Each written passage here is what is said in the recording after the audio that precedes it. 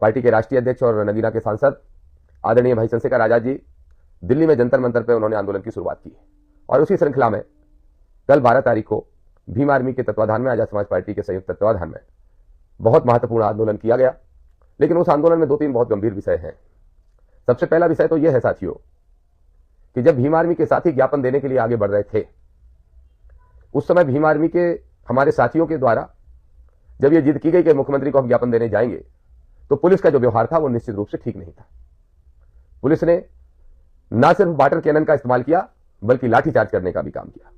हमारे बहुत सारे कार्यकर्ताओं को चोटें लगी कि जो वेग था पानी का, जब पानी की वर्षा की जा रही थी हमारे साथियों पे उनको तितर बितर करने के लिए या रोकने के लिए, तो क्या पानी का वेग इतना तेज होना चाहिए कि उसके प्रेशर से कार्यकर्ता उड़ के सड़कों पर गिरे, उनको चोटें लगे? कि किस उद्देश्य के साथ अगर आप आंदोलनकारियों को रोकना चाहते थे तो पानी की बौछार कर सकते थे? क्या इतनी तेज वेग से आप रोकते कि उस वेग के मारे लोग उड़ उड़ के दूसरी तरफ गिरे?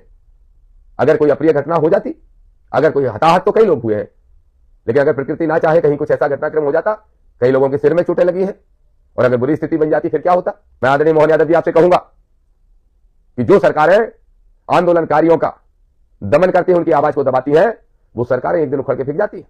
ये आजाद समाज पार्टी, भीम आर्मी, भाई चंद्रशेखर आजाद जी, भाई विनय रतन जी, भाई भारती जी और सभी साथियों ने निर्णय किया है। और मैं गर्व से कहता हूं, मेरे ओबीसी के भाइयों जो यूजीसी का विरोध कर रहे हैं, वो यूजीसी का विरोध नहीं, आप ओबीसी के भाइयों का विरोध है। चाहे दिग्विजय सिंह जी का बेटा जयवर्धन कर रहा हो, चाहे जीतू पटवारी की कांग्रेस मौन बैठी हो, और भारतीय जनता पार्टी की तो बताने की जरूरत ही नहीं है। वो तो है ही मनुवादी सोच के हमारे विरोधी लोग हैं, उनकी तो सोच ही कैसी है बताने की जरूरत नहीं है। लेकिन मुझे गर्व है इस बात का कि इस देश में एक नेता ऐसा है, आदरणीय भाई चंद्रशेखर आजाद जी। इतने सांसदों में किसी की जुबान नहीं खुली, लेकिन चंद्रशेखर आजाद जी ने खुलेआम सड़कों पर लड़ने का भी निर्णय लिया, सदन में भी लड़ने का निर्णय लिया और अपनी पार्टी के लोगों से कहा कि देश भर में आंदोलन चलाओ और माननीय सुप्रीम कोर्ट तक ये संदेश पहुंचाओ कि इस देश के 90% बहुजनों की सोच यूजीसी के मुद्दे पर क्या है। हम यूजीसी की लड़ाई लड़ रहे हैं और पूरी ताकत से लड़ेंगे। और मुझे विश्वास है कि 19 मार्च को जब सुप्रीम कोर्ट पुनः इसकी सुनवाई करेगा तो सुप्रीम कोर्ट तक ये खबर पहुंच चुकी होगी और अभी भी पहुंच रही होगी कि निश्चित रूप से इस देश के अंदर 3% लोग, 1 दर्जन मुट्ठी भर लोग खड़े होकर जो आंदोलन कर रहे थे, वो देश की भावना नहीं, देश की भावना यह है जो 1.25 करोड़ में से 150 करोड़ में से 125 करोड़ लोगों की सोच है कि यूजीसी के अंदर जो नियम परिवर्तन हुए उनको लागू रहना चाहिए। हमारे संविधानवादी सब एकत्रित मिलेंगे, वहां से फिर पैदल सभा करके पैदल मार्च करेंगे और जाएंगे ग्वालियर हाईकोर्ट तक। मानवर साहब कांसीराम जी की जयंती पे वहां पहुंच के बाबा साहब की स्टेच्यू लगाने का काम करेंगे। इस देश के 125 करोड़ लोगों की भावना, सम्मान और हक अधिकार की बात है। बाबा साहब की स्टेच्यू सिर्फ स्टेच्यू नहीं, बल्कि आज 2026 के अंदर हम कितना हक अधिकार अपना ले सकते हैं संविधान के अनुसार, ये सिद्ध करने की बात है। और ये हम सिद्ध करके रहेंगे कि बाबा साहब के बच्चे संविधान की रक्षा भी करना जानते हैं और बाबा साहब का सम्मान भी करना जानते हैं, और जो बाबा साहब का अपमान करे उसको संवैधानिक तरीके से लेकिन ठिकाने लगाना भी जानते हैं। संवैधानिक व्यवस्थाओं को मानने वाले लोग हैं, हम चाहते हैं कि संविधान की रक्षा हो, हम भी करें और तुम भी करो। लेकिन अगर तुम नहीं करोगे और संविधान को तोड़ने का काम करोगे तो तुमको सुधारना जानते हैं बहुजन लोग, और सुधारेंगे। आ गया मैं ग्वालियर और फिर आऊंगा ग्वालियर, क्योंकि ग्वालियर आना मेरा संवैधानिक अधिकार है और तुम मुट्ठी भर लोगों की हैसियत नहीं कि हमें रोक पाओ। हिंदू हृदय सम्राट कौन है? नरेंद्र मोदी जी। यही बीजेपी आरएसएस के लोग कहते थे, ये हिंदुवादी संगठन के लोग कहते थे। और जैसे ही यूजीसी के नियम में परिवर्तन हो गया तो तेली तब हो रही, पोस्टर पे जूते मारे जा रहे हैं, बोल रहे हैं तेलियों की हैसियत ही ये होती है। 1 मिनट में हिंदू से निकल के उनकी जाति सामने करके उनकी हैसियतों का दिलाने की कोशिश करने लगे। ऐसा ही मोहन यादव के बारे में, मोहन यादव जाओ जाके अपनी भैंस चराओ, जब कहा डंके की चोट पे आरक्षण देंगे, मोहन यादव ने कह दिया तो भैंस पे बिठाल के और क्या क्या नहीं लिख दिया, क्या क्या नहीं बोल दिया, हीरा तुम्हारी यही औकात है, तुम्हारा मूल काम यही है। और फिर क्या कह दिया शिवराज सिंह चौहान ने, जब कह दिया कि कोई माई का लाल आरक्षण नहीं छू सकता, तो मां बहन की गालियां रोशनपुरा चौराहे पे मुट्ठी भर लोगों ने खड़े होकर देने का काम किया और जगह जगह गालियां दी और कहा तुम किरार हो, तुम्हारी यही हैसियत है, तुम बखर चलाओ, जाओ हल चलाओ खेतों में, तुम्हारी मुख्यमंत्री कुर्सी पर बैठने की हैसियत नहीं। अरे मेरे भाइयों, जो हिंदू हिंदू की बात करते थे उनका यूजीसी के मुद्दे पर चेहरा उजागर हो गया। कुमार विश्वास, पूरा हिंदू एक, कुमार विश्वास कहते थे, अब कह रहे हैं हम अभागे सवर्ण है। अभागे सवर्ण, ऐसा भागा सवर्ण जो चार्टेड प्लेन में यात्राएं करता हो, जिसकी अर्दली में दर्जनों लोग रहते हो, वो अभागा सवर्ण है। वो धीरेन्द्र शास्त्री चुप है, जो हिंदू एकता के नाम पे पूरे दिल्ली से लेकर छतरपुर तक निकले थे, अब यूजीसी के मुद्दे पे मौन हो गए। बोले ना आगड़ा है न पिछड़ा है, अगड़ा पिछड़ा नहीं है तो चोटी को उखाड़ रहे हैं तुम्हारी बिरादरी के लोग भाई। जवाब है धीरेन्द्र शास्त्री। वो प्रदीप मिश्रा भी चुप है, सारे आडम्बरी पाखंडी चुप है, और इन लोगों की वो गुरु भी चुप है जो अपने आप स्वयंभू जगत गुरु बने बैठे है, क्या नाम है, मैं उनका नाम भी भूल जाता हूं, वो भी चुप है। तो मेरे वो पिछड़े वर्ग के लोगों, SC/ST के भाइयों, समझो कि तुमको चुनावी हिंदू, राजनीतिक हिंदू बनाया जाता है। अपनी जाति की श्रेष्ठता बता के तुमसे गुलामी करने के लिए तुम्हें हिंदू बनाया जाता है। साथियों, जय ज्योति, जय भीम, जय संविधान, जय भारत, जय मंडल, जय जोहार। साथियों, आप सभी से 2-3 विषयों पर कुछ चर्चाएं करनी थी, कुछ बात आप तक पहुंचानी थी, जिसके लिए मैं आप सबसे मुखातिब हुआ। दो तीन विषय हैं। एक तो कल जो आंदोलन हुआ है यूजीसी के जो नियम परिवर्तन हुए हैं उसके समर्थन में। दूसरा, जो संकल्प यात्रा चल रही है बाबा साहब की स्टैच्यू लगाने के लिए हाई कोर्ट में, उसके विषय में।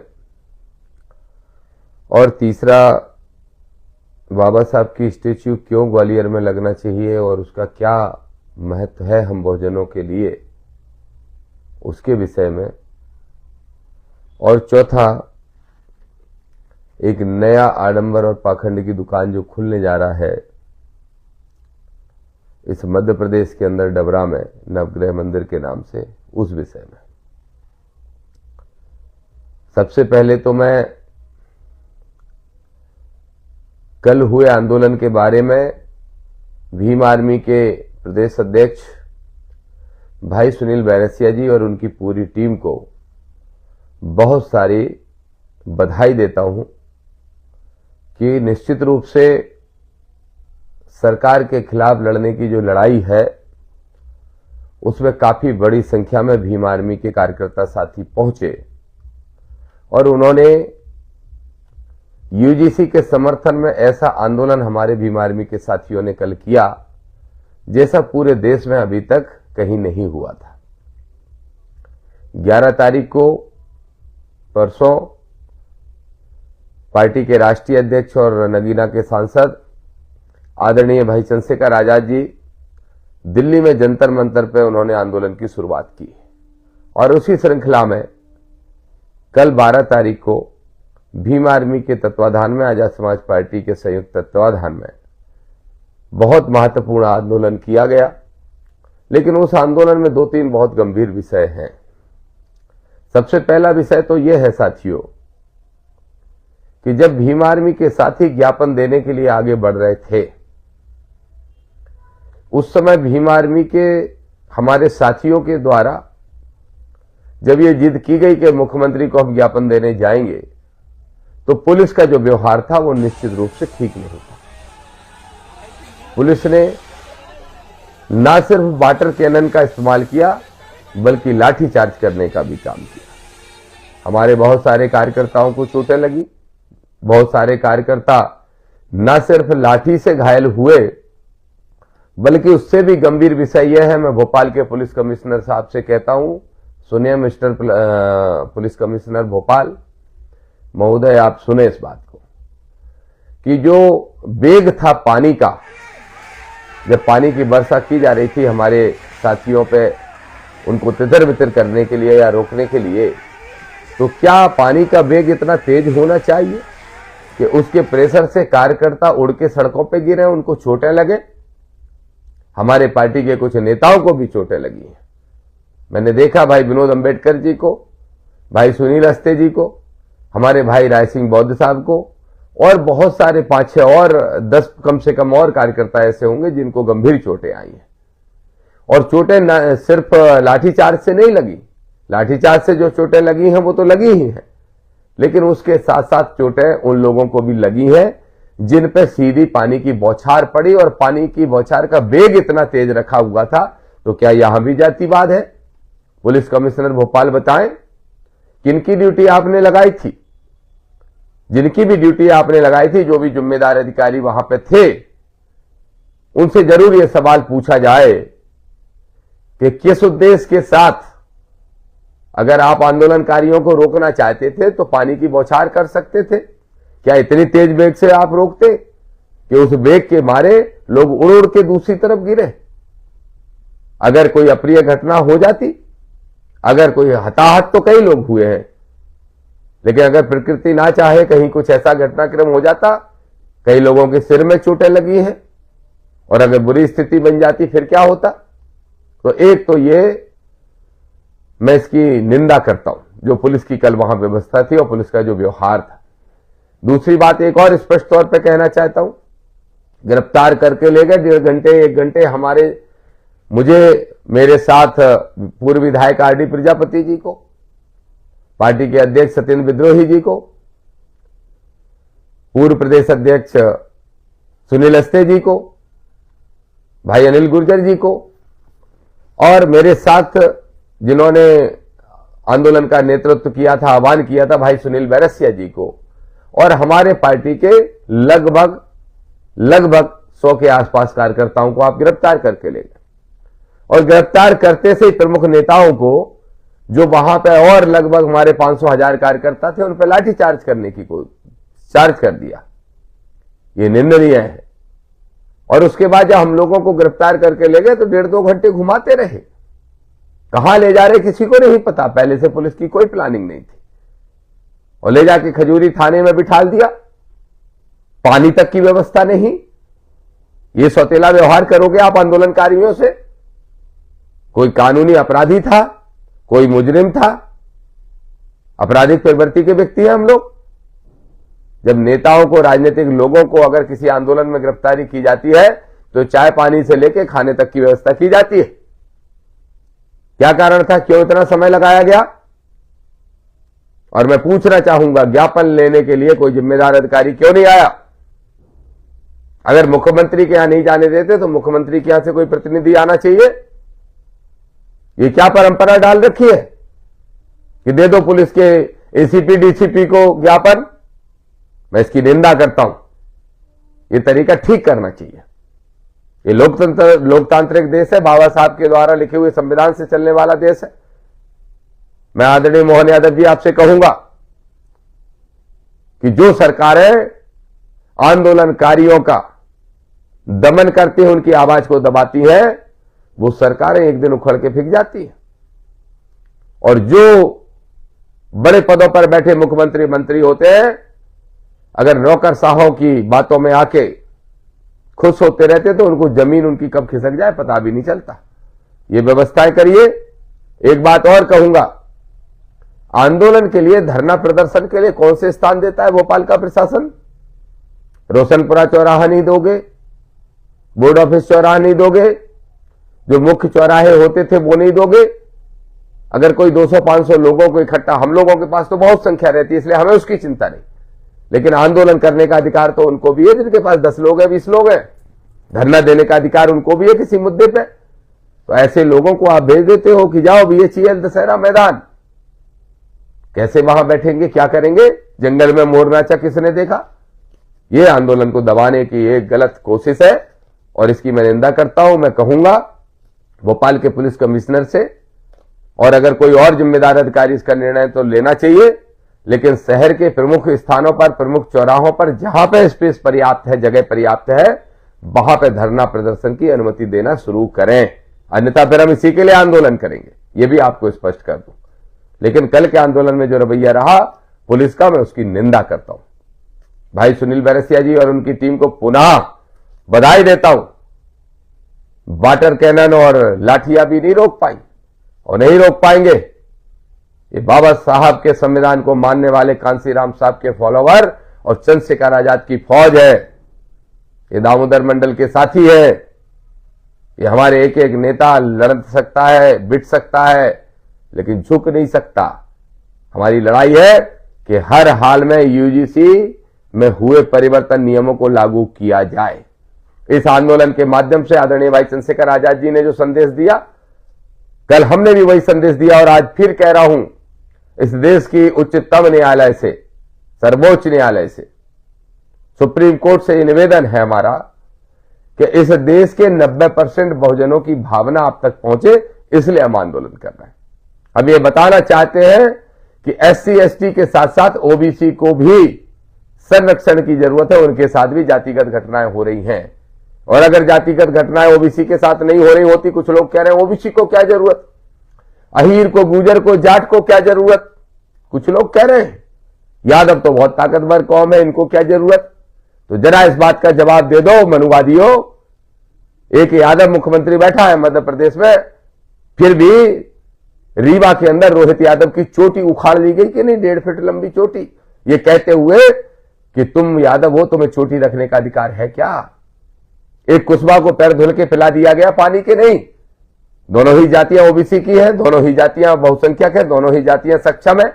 एक गुर्जर का मर्डर कर दिया गया कि नहीं, एक छोटी सी बात पे भिंड के अंदर एक मंत्री के संधि के द्वारा।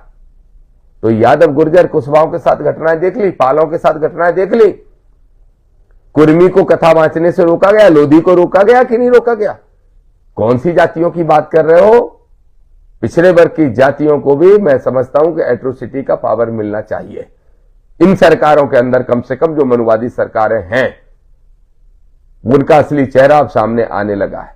इसलिए यूजीसी के लिए हम लड़ेंगे और हर हाल में यूजीसी के नियमों में जो परिवर्तन हुआ है उसको लागू करा के ही रहेंगे। ये आजाद समाज पार्टी, भीम आर्मी, भाई चंद्रशेखर आजाद जी, भाई विनय रतन जी, भाई भाटी जी और सभी साथियों ने निर्णय किया है।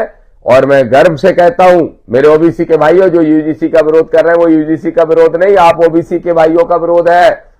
चाहे दिग्विजय सिंह जी का बेटा जयवर्धन कर रहा हो, चाहे जीतू पटवारी की कांग्रेस मौन बैठी हो, और भारतीय जनता पार्टी की तो बताने की जरूरत ही नहीं है। वो तो है ही मनुवादी सोच के, हमारे विरोधी लोग हैं, उनकी तो सोच ही कैसी है बताने की जरूरत नहीं है। लेकिन मुझे गर्व है इस बात का कि इस देश में एक नेता ऐसा है, आदरणीय भाई चंद्रशेखर आजाद जी।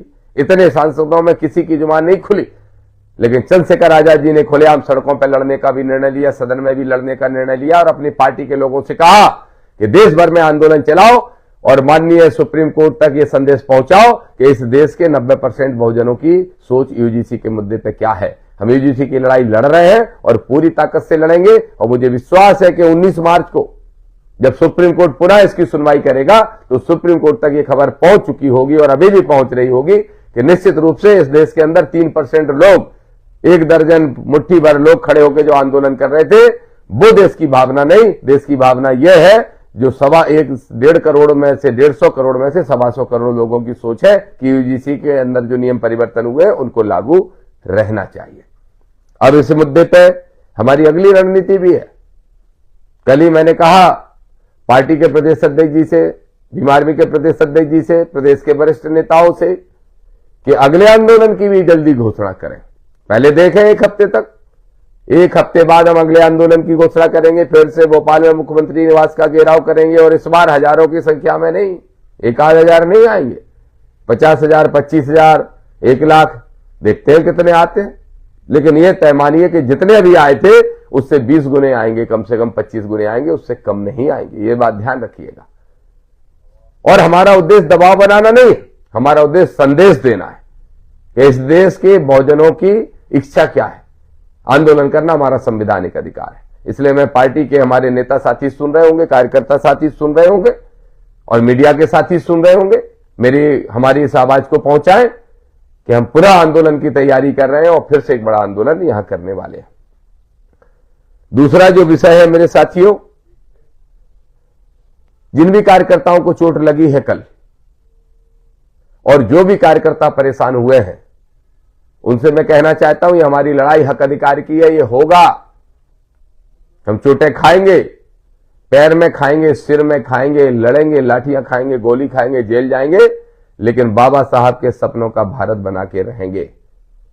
हमें गर्व है आप सब साथियों पे कि कल अगर थाने में भी बैठे तो भी आप 3-4 घंटे बैठे ही रहे, वहां से हिलने को तैयार नहीं हुए। और जब किसी पुलिस अधिकारी ने ऊंची आवाज में बात की तो संवैधानिक तरीके से उनको सबक भी सिखाने का और समझाइश देने का भी काम हमारे साथियों ने किया। मुझे गर्व है ऐसे भीम आर्मी के साथी, आजाद समाज पार्टी के साथियों पे, संविधानवादी साथियों पे और भाई चंद्रशेखर आजाद जी की फौज पे और दामोदर यादव के साथियों पे मुझे गर्व है। मैं उम्मीद करता हूं कि आप सब फिर आज से तैयारी में लग जाएं। हम सब साथी बैठ के जल्दी ही तारीख घोषित करेंगे और अगला आंदोलन ऐतिहासिक और इससे कम से कम 20-25 गुना बड़ा होगा। दूसरा जो विषय है संकल्प यात्रा का विषय। आप सब जानते हो ग्वालियर हाई कोर्ट परिसर के अंदर बाबा साहब की स्टेच्यू लगाने के मामले को लेके इन वनवादियों ने कितना विवादित बना दिया। अरे भाई, मैं एक ही सवाल पूछता हूं, जवाब दे दे वहां जो लोग विरोध कर रहे हैं या जो उनसे विरोध करवा रहे हैं, वो जवाब दे दें कि क्या 70 साल में कोई अपना बाप बदलता है क्या? 70 साल तक इस देश ने, आपने, हमने, जो विरोध करने वाले हैं उन सब ने भी भारतीय संविधान का रचयिता बाबा साहब डॉक्टर B.R. अम्बेडकर को माना। और नहीं माना तो इसके पहले सवाल क्यों नहीं उठाए? क्यों नहीं उठाए? ये एक सोची समझी रणनीति है, एक षड्यंत्र है, राजनीतिक षड्यंत्र है। ये वर्ग संघर्ष कराने का एक षड्यंत्र है जो कुछ दल मिलकर लड़ रहे हैं, कुछ कोशिश कर रहे हैं, मेरे ख्याल से तो ये सरकारें कोशिश कर रही हैं और चाहती हैं कि बस संघर्ष की स्थिति बने, लेकिन हम नहीं चाहते कि बस संघर्ष की स्थिति बने। लेकिन फिर भी इसका मतलब यह नहीं है कि हम महापुरुषों का अपमान सहेंगे। हर हाल में ग्वालियर हाई कोर्ट में बाबा साहब की स्टेच्यू की स्थापना होगी। फिर कह रहा हूं मोहन यादव जी, 14 तारीख का अल्टीमेटम है हमारी पार्टी का, या तो 14 तारीख के पहले निश्चित रूप से बाबा साहब की मूर्ति की स्थापना कर दें ग्वालियर हाई कोर्ट में, नहीं तो हमारी संकल्प यात्रा की शुरुआत हो चुकी है। दीक्षा भूमि नागपुर से संकल्प लेके हम सब निकले हैं साथी और जा रहे हैं फिर ग्वालियर। कल से फिर भोपाल से इसकी शुरुआत हो रही है, दूसरे चरण की शुरुआत हो रही है। कल भोपाल से दूसरे चरण की शुरुआत करेंगे हम 9 मसाला रेस्टोरेंट से। कल 11 साढ़े 11 बजे से पत्रकारों को भी संबोधित करेंगे और वहां से जो यात्रा की शुरुआत होगी, भोपाल में 4-5 जगह सभाएं रखी हैं, 2-3 दिन तक, 2 दिन तक भोपाल ही चलेगी, 14 में, 15 में, लेकिन 16 में फिर हम कूच करेंगे, ब्यावरा तक पहुंचेंगे, जगह जगह रास्ते में कार्यक्रम होंगे और ब्यावरा के बाद गुना की तरफ जाएंगे। राधोगढ़ भी मिलेगा रास्ते में, वहां बताएंगे कि यूजीसी का विरोध करना ओबीसी का विरोध करना है। वहां के यादव, गुर्जर, दांगी, रावत, कुर्मी, किरार, कुशवाहा, पाल सबको बताएंगे कि मेरे भाइयों, जिनको तुम विधायक बनाते हो, राजा महाराजा आबा बाबा नकली, वो लोग कह रहे हैं कि नहीं, यूजीसी का नियम गलत बना है। अगर पिछड़ों के हक में एक नियम बन गया तो उनके पेट में दर्द होने लगा और ऐसे लोगों की अगली बार जमानतें जब्त करवाना है, ये बताने के लिए जाएंगे। देखेंगे किनके किले, किनके महल। अभी भी कह रहा हूं, मनुवादी व्यवस्था से बाहर निकल आओ, हमारी तुम्हारी कोई बुराई नहीं है। संविधानवादी बन जाओ, पिछड़ों को मूर्ख बनाना बंद करो, SC ST के लोगों का शोषण बंद करो, हमें हमारा हक अधिकार दे दो, हमारी तुम्हारी कोई बुराई नहीं है। तो संकल्प यात्रा वहां भी पहुंचेगी, शिवपुरी भी पहुंचेगी और पिछोर में जाके संकल्प यात्रा के दूसरे चरण का समापन होगा। तीसरा चरण बुंदेलखंड का बना है, जो संभवतः कल घोषित कर दिया जाएगा, जो 25 तारीख से लेके 1 तारीख तक रहेगा, जिसमें सागर भी होगा, दमोह भी होगा, पन्ना भी होगा, छतरपुर भी होगा, धीरेन्द्र शास्त्री का कहीं ठिकाना मिलता है रास्ते में आडंबर का, वहां भी होगा और उसके बाद टीकमगढ़ के बाद निवाड़ी भी जाएंगे, जहां हमारी भीम आर्मी के जिलाध्यक्ष को बंद कर रखा है पुलिस प्रशासन ने, वहां पे जाके आंदोलन और बड़ी सभा करने का काम भी करेंगे। वो तीसरा चरण होगा यात्रा का, जो 25 तारीख से लेके और 1 तारीख तक चलेगा। लेकिन जो चौथा चरण होगा 11 मार्च से दतिया से शुरू होगा, बाबा साहब अम्बेडकर के पार्क से माला पहना के निकलेंगे और गोरा घाट में जहां 10, 25, 50 हजार हमारे संविधानवादी सब एकत्रित मिलेंगे, वहां से फिर पैदल सभा करके पैदल मार्च करेंगे और जाएंगे ग्वालियर हाईकोर्ट तक। मानवर साहब कांसीराम जी की जयंती पे वहां पहुंच के बाबा साहब की स्टेच्यू लगाने का काम करेंगे। हम फिर कह रहे हैं मोहन यादव जी की सरकार से, ग्वालियर के प्रशासन से, तत्काल प्रभाव से बाबा साहब की स्टेच्यू लगाने का काम करें। कोई टेक्निकलिटी में फंसाने की जरूरत नहीं है। Chief justice of Madhya Pradesh की मंसानुरूप रजिस्ट्रार ने ऑर्डर किया और सब बन के तैयार हो गया, तो बिल्डिंग कमेटी की टेक्निकलिटी में फंसा के रोकने की आवश्यकता नहीं है। ये इस देश के 125 करोड़ लोगों की भावना, सम्मान और हक अधिकार की बात है। बाबा साहब की स्टेच्यू सिर्फ स्टेच्यू नहीं, बल्कि आज 2026 के अंदर हम कितना हक अधिकार अपना ले सकते हैं संविधान के अनुसार, ये सिद्ध करने की बात है और ये हम सिद्ध करके रहेंगे कि बाबा साहब के बच्चे संविधान की रक्षा भी करना जानते हैं और बाबा साहब का सम्मान भी करना जानते हैं, और जो बाबा साहब का अपमान करे उसको संवैधानिक तरीके से लेकिन ठिकाने लगाना भी जानते हैं।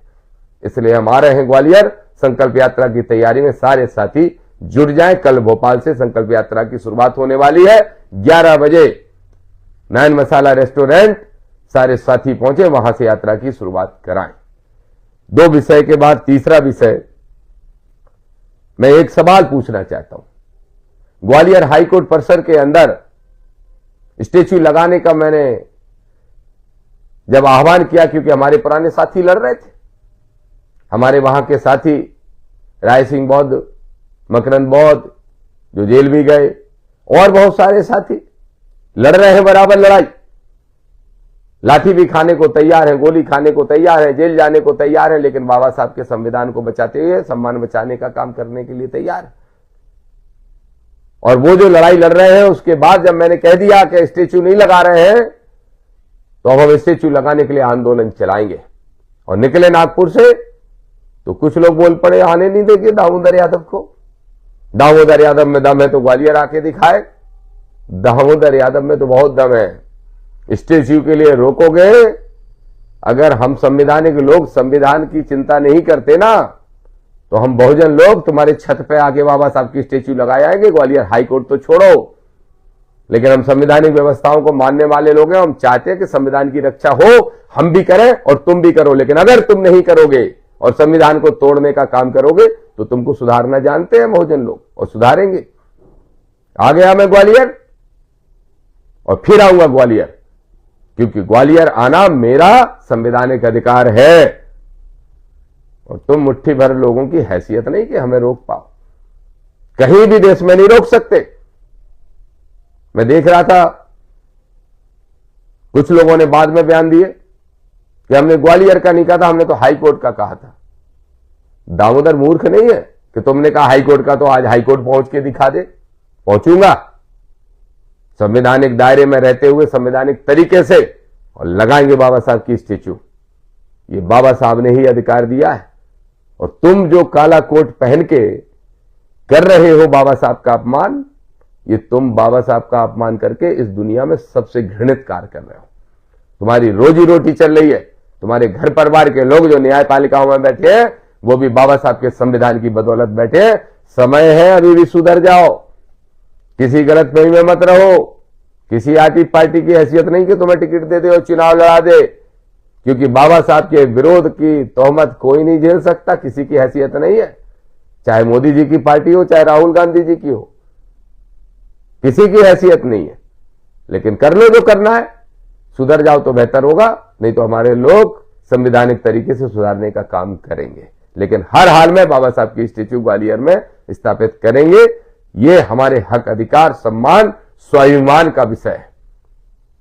इसके पे किसी प्रकार का हम समझौता नहीं करेंगे। एक और विषय है, जब मैं कहता हूं कि इस मध्य प्रदेश का अगर कर्जा दूर करना है, तो मैं फिर कहूंगा मोहन यादव जी मुख्यमंत्री, महाकाल की नगरी से निकले कृष्ण वंशज, जातिगत गालियां दी जा रही हैं आजकल आपको।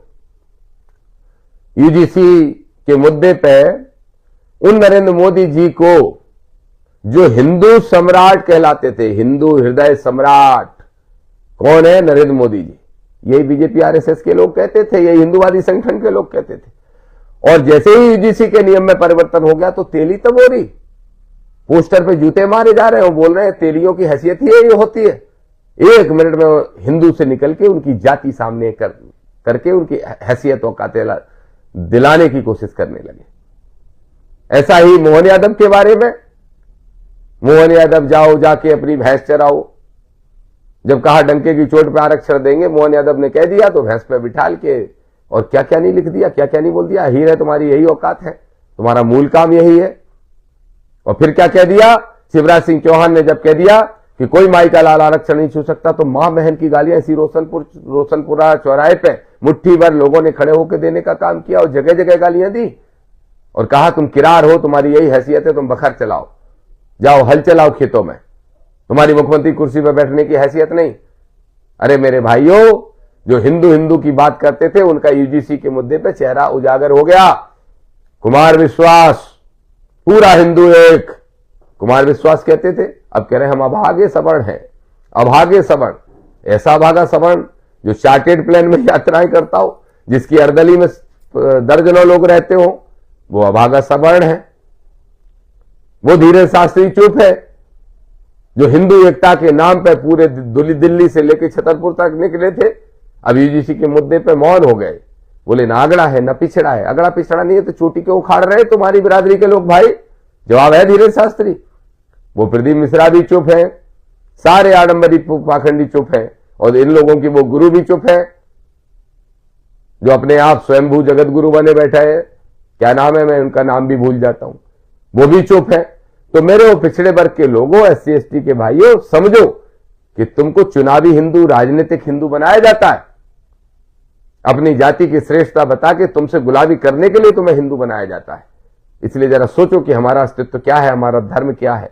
मानवता धर्म इस दुनिया में, इंसानियत का धर्म सबसे बड़ा धर्म है। इसलिए दामोदर यादव गर्व के साथ कहता है कि मैं मानवतावादी धर्म का व्यक्ति हूं। एक बात स्पष्ट तौर पर कहना चाहता हूं, डबरा के अंदर नवग्रह मंदिर बना। जब से मंदिर बन रहा है, क्या आंख बंद करके बैठा है वहां का कलेक्टर और एसडीएम? जिसके नाम से लीज थी, दो भाइयों में से एक ने कंप्लेंट कर रखी है कि गलत तरीके से लीज करा ली गई है, दान करा दिया गया है। क्या लीज की जमीन कोई किसी को दान कर सकता है? हजारों करोड़ की जमीन जिसकी कीमत हजारों करोड़ में हो, शुद्ध भूमाफियागिरी, भूमि का घोटाला किया जा रहा है। पूर्व गृह मंत्री अब जब किसी पावर में नहीं बचे, कोई सत्ता में पद नहीं बचा, तो भगवा चोला पहनने के लिए उन्होंने एक नवग्रह मंदिर का पूरी आडंबर नौटंकी करने का काम किया। और क्या कहा गया? यह कहा गया कि 9 ग्रह एक जगह बैठेंगे तो सुख आएगा, शांति आएगी, समृद्धि आएगी। अरे मेरे भाइयों, अच्छे कर्म करने से सुख समृद्धि आती है। और नहीं तो यही नरोत्तम मिश्रा जी क्यों हार गए रतिया से चुनाव? इतनी ही सुख समृद्धि लाने वाले पूजा पाठे करते हैं तो। और देख लो, जब नवग्रह का मंदिर की शुरुआत हुई तो क्या हो गया? अरे जमीन का घोटाला भूमाफियागिरी के उद्देश्य से किया सो किया, धीरेन्द्र शास्त्री, प्रदीप मिश्रा को उसमें इन्वॉल्व किया सो किया। वो तो होना ही है क्योंकि ये सब भूमाफिया है। लेकिन उसके अलावा और क्या किया? जब प्राण प्रतिष्ठा हो रही थी 2 दिन पहले, तो प्राण प्रतिष्ठा में महिलाओं को भर भर के लाया गया। काहे के लिए लाया गया? संख्या दिखाने के लिए कि देखो कितनी बड़ी संख्या हमारे साथ है। एक साड़ी के लालच में, एक कलश के लालच में। और मेरी नारी शक्तियों, आपसे भी कहना चाहता हूं, कब तक मूर्ख बने रहोगे इन आबाओ बाबाओं के चक्कर में, इन पाखंडियों के, आडंबरियों के चक्कर में? कब तक मूर्ख बने रहोगे? मत मूर्ख बनो। अपने मां बाप की सेवा करो और अपने जीवन में अच्छे कर्म करो। सारी ईश्वरीय शक्तियां आपके साथ खड़ी होंगी। चली गई वहां पे वो हमारी महिला, कोई साहू परिवार से थी, उनकी मौत हो जाती है। कितना दुखद है। ये दावा करते हैं प्राण प्रतिष्ठा, प्राण डालते हैं, प्राण पत्थर की मूर्ति में। पत्थर की मूर्ति में प्राण डालने वाले लोगों, कभी जीवित किसी अच्छे भले आदमी में प्राण डाल पाओगे? मृत आदमी में? और इतनी प्राण प्रतिष्ठा करने की तुम्हारी हैसियत है, जादू टोने हैं, चमत्कार है, ईश्वरीय शक्ति है, तो वो जो साहू परिवार की महिला खत्म हुई है, रति साहू, उनके मृत शरीर में प्राण डाल देते, दामोदर तुम्हारे शरणम गच्छामी हो जाता। नहीं तो बंद करो ये नौटंकियां। और एक घटना हुई और उससे शांति नहीं मिल पाई, और अगले ही दिन दूसरी घटना हो जाती है। प्रदीप मिश्रा जो कहते हैं बेलपत्र चढ़ाने से बच्चे पास हो जाते हैं, पढ़ने की जरूरत नहीं है, वही प्रदीप मिश्रा की कथा में किसी की हृदय गति रुक जाने से दूसरी महिला की मौत हो जाती है। अगर ये नवग्रह या ग्रह कुछ होते हैं, अगर कुछ होते हैं, मैं विश्वास नहीं करता, तो फिर नरोत्तम मिश्रा वो तुमसे बहुत नाराज है, जितने भी ग्रह तुमने बिठा ले भाई। और अगर नहीं होते हैं तो फिर क्यों मूर्ख बन रहे हो मेरे भाइयों? बड़ा स्पष्ट हमारा नवग्रह मंदिर पे स्टैंड है। मोहन यादव जी, आपसे हमारी मांग है कि तत्काल प्रभाव से उस जमीन को, सरकारी जमीन को सरकार वापस ले, लीज को समाप्त करते हुए। और जितने भी 420 की है जो ट्रस्ट ने करवाई है, और जिनने गलत तरीके से उसको दान लिखा है, उन पे 420 का केस लगा के इनको जेल भेजें, जमीन को वापस लें। और जो बिल्डिंग बनी है वहां पे जनता के पैसे से जो भ्रष्टाचार करके कमाया और नंबर 2 का पैसा नंबर 1 में करने की कोशिश हो रही है, उसका सही उपयोग करते हुए, सदुपयोग करते हुए उस पूरी बिल्डिंग को किसी अच्छी यूनिवर्सिटी उसके अंदर खोल दी जाए, जो बच्चों की शिक्षा के लिए हो। अभी अंधकार का ठिकाना बनाया जा रहा है, अज्ञान का ठिकाना बनाया जा रहा है, अंधविश्वास का ठिकाना बनाया जा रहा है। उसको ज्ञान का और प्रकाश का ठिकाना बनाना या एक केंद्र बनाना, यह मध्य प्रदेश की सरकार और मोहन यादव की जिम्मेदारी है। ये उनसे अपेक्षा है, ये उनसे मांग है। नहीं तो मेरी स्पष्ट चेतावनी है, अगर सरकार ने कुछ नहीं किया, सत्ताधारी भाई मित्र के दबाव में, तो दामोदर यादव मंडल स्पष्ट तौर पे कहता है, देखेंगे, हम इंतजार करेंगे 15 दिन, हमारी यात्रा जब समाप्त हो जाएगी तो फिर एक यात्रा इसी के लिए करेंगे। बहुत मंदिर की राजनीति करते रहे आप लोग, लेकिन अब मंदिर की राजनीति नहीं होगी, धर्म की राजनीति नहीं होगी, अब हक अधिकार की बात होगी, संविधान की बात होगी, और उस जो बिल्डिंग है उसके अंदर जाके यूनिवर्सिटी खोलने के लिए काम करेंगे। अगर नहीं मानेगी सरकार तो एक नहीं 25 आंदोलन चलाने का काम करेंगे। यह हमारा स्पष्ट स्टैंड है। और जो मौतें वहां पे हो रही है, आयोजकों पे एफआईआर होना चाहिए। कभी धीरेन्द्र शास्त्री के कार्यक्रम में पंडाल में गिर जाता है कोई, वहां मौत हो जाती है। कभी प्रदीप मिश्रा के यहां घटना हो जाती है, कभी नरोत्तम मिश्रा के द्वारा आयोजित कार्यक्रमों में घटनाएं हो रही हैं। अरे राजनीतिक लोग, संवैधानिक लोग एक धरना प्रदर्शन करें तो अनुमति की जरूरत है, और उनसे लिखाया जाता है कि इसमें घटनाक्रम होगी तो आपकी जवाबदेही होगी। फिर इस तरह के कार्यक्रमों में किसकी जवाबदेही होगी भाई? हर तरह के धार्मिक आयोजन में, चाहे वो हिंदू धर्म का हो, मुस्लिम का हो, सिख का हो, ईसाई का हो, चाहे बुद्धिस्ट का हो, चाहे किसी का भी हो, उसकी सूचना पहले से होना चाहिए और प्रशासन को उसकी जांच करके कायदे से अनुमति देना चाहिए, और जवाबदेही आयोजक की तय होना चाहिए। अगर उसने 500 की संख्या लिखी है और 5000 हो जाती है तो उसकी जवाबदेही, अगर वहां कोई घटना घट जाती है तो। इसलिए जो रति साहू की जान गई है उसके लिए भी, और परसों जो घटनाक्रम हुआ है उसके लिए भी ऐसे लोगों पे एफआईआर हो। और फिर से दोहरा रहा हूं अपनी मांग कि डबरा के नवग्रह मंदिर में किसी ग्रह की जरूरत नहीं है। सारे ग्रह आपके घर में दिमाग में बैठे हैं। मां बाप की सेवा और अपना कर्तव्य सबसे बड़ा धर्म है, मानवता की सोच सबसे महान है, और उसी महानता के को अपनाते हुए और उस बिल्डिंग का सदुपयोग करते हुए, जो बड़ी भव्य बनाई गई है, उस बिल्डिंग का उपयोग करते हुए तत्काल प्रभाव से उसमें यूनिवर्सिटी खोलने का काम करें। इन्हीं मुद्दों पे आप सभी साथियों से मेरी चर्चा का मेरा मन था, और मैं चाहता हूं, मैं अपेक्षा है मेरी कि निश्चित रूप से मध्य प्रदेश की सरकार सुनेगी। और एक और बात मैं कहने वाला हूं, जो आगे हमारे आंदोलन तय होंगे यूजीसी पे, तो हम लड़ेंगे, सो लड़ेंगे ही, लड़ रहे हैं, हर हाल में उसको लागू कराएंगे। बाबा साहब की स्टेच्यू हर हाल में लगवाएंगे, हर हाल में लगवाएंगे। प्राइवेट सेक्टर में रिजर्वेशन लागू कराएंगे। ईडब्ल्यूएस जो गैर संवैधानिक तरीके से लागू हुआ है उसको समाप्त कराएंगे।